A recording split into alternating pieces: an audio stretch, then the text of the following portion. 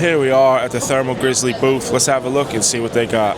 Up first, we'll take a look at some of their collaboration stuff. As you can see, they do some good collaborations. They've got a few bits from here with Elmore Labs.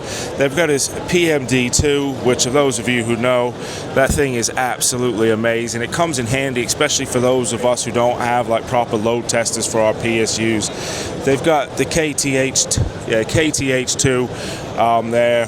It's just like a thermocouple, measures heat with the K-type thermocouples and stuff, so that's quite good as well. And then they've got the easy fan controller here too, which you can see they've got a couple of their fans going on. One of the bigger things is their new collaboration with Planet.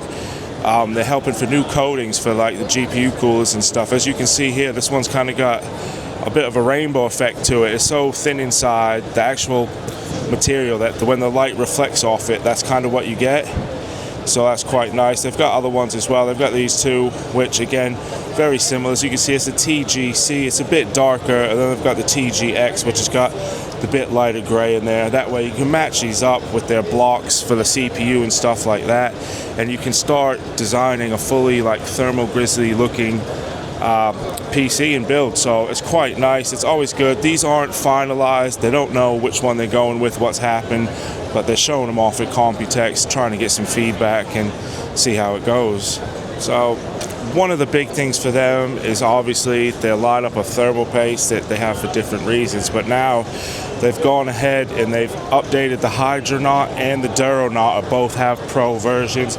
They're both giving you about 0.3 C better temperatures, which it doesn't sound like a lot to the everyday user, but to the overclockers and people who need every little bit of performance and keep the temps down, it will come in handy.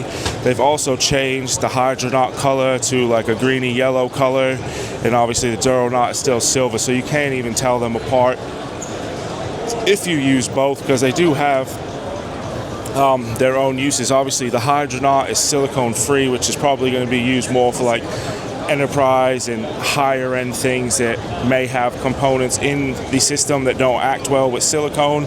So they've got you covered there, and they've got a few blocks here on the thing, so people can try spreading them. I'm not going to go ahead and do it because I know what it's like spreading that stuff. It's not the easiest, but once you get used to it, it's well worth it. Obviously, I've been using the Duronaut in a lot of my, the regular version, in a lot of my cooler and case reviews and everything. Anytime I change, I've been using it for 6-7 months now, and like I said, it's not the easiest to spread, but it is quite good. Now moving along, they have their some of their water cooling stuff, the new fittings and stuff. So this is the basic lineup of fittings. As you can see, they've got the chrome pop, the chrome shiny look to them. It's not matte anymore, so those should be coming out. And the big thing here is they're coming out with the quick connects. This is going to be a massive game changer, especially for reviewers and overclockers and everybody alike, because it simply allows you to just go ahead, and as we can see here, I'll do it real quick.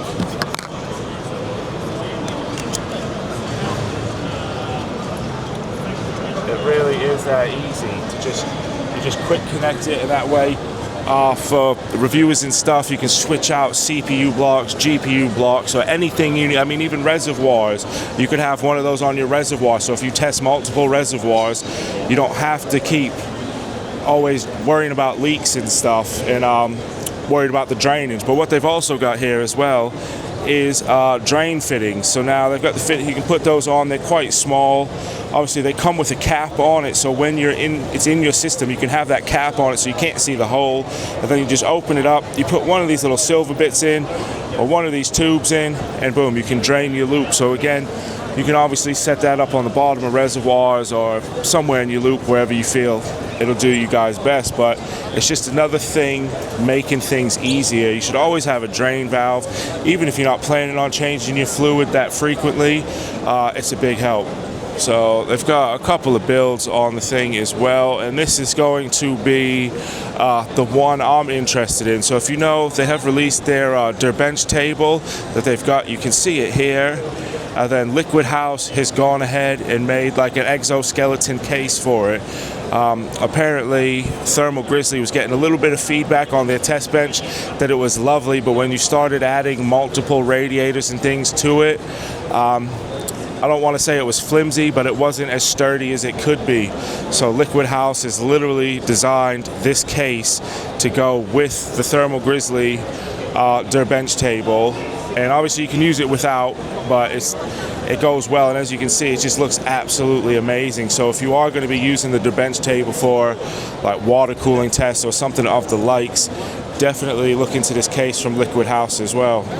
So, and lastly, we've got their wire view range of products, which are obviously in aid to make sure your NVIDIA 50 series GPU does not burn down your system or fry itself.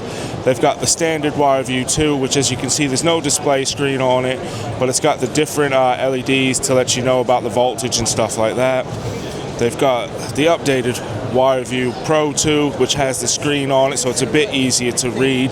They've got the normal and the reverse to go on the GPU, but they've also now got the one that has the bracket, so any 50 series GPU with the plug can now be used, and you can mount it anywhere in your case. Well, not anywhere, but you can mount it somewhere where you've got room for it. And then, of course, they've got the Pro 2 Noctua edition, which we saw on the Noctua stand as well. Basically, it's a little bit bigger than the standard Pro 2, but that's because the Noctua fan is a little bit bigger. So again, Noctua is big on the collaborations right now, so it's just one of those things. It's good to have, and everybody knows about Noctua and how good their cooling are. And then one thing they've got here, which is a kind of a concept prototype, they've gone ahead and taken their direct die blocks and added diamonds to it to see if it helps cool.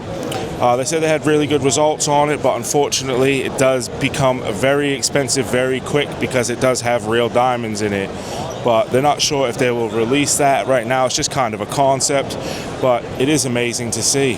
And yeah, that's it. So make sure to check us out for more Computex 2026 content.